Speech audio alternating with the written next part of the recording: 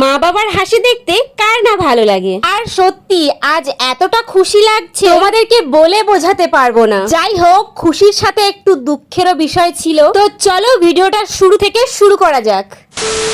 Hello viewers, আমার নাম সোনালি, আমি থাকি পানাগড়ে। এতদিনে তোমরা জেনেই গেছো যারা যারা আমার ডেলি ব্লগ দেখেছো বা দেখছো। প্রত্যেক দিনের মতন কিন্তু আজকেও সুন্দর একটা মিনি ব্লগ নিয়ে আসলাম। আজকের এই ভিডিওটা কিন্তু অনেকটাই বড় হতে চলেছে, তাই ভিডিওটা কেউ স্কিপ না করে প্রথম থেকে শেষ অবধি দেখার অনুরোধ রইল। এই ভিডিওটা 14 তারিখের ভিডিও, মানে কালকে। আমি আর বাবা সকাল সকাল খাওয়া দাওয়া করে বেরিয়ে পড়েছিলাম গোপালপুর গ্যাস আনার জন্য।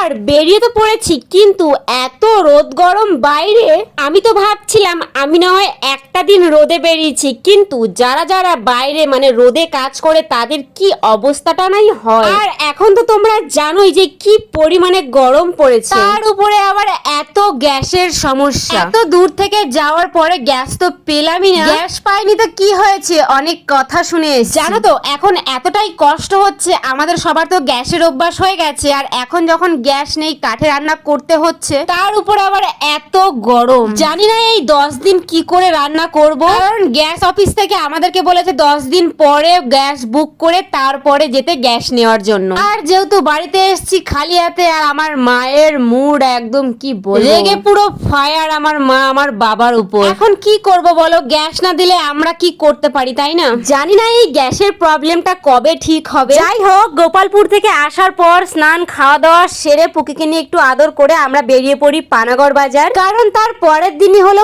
পয়লা বৈশাখ। তার জন্যই যাচ্ছি কিছু কেনাকাটা করার জন্য।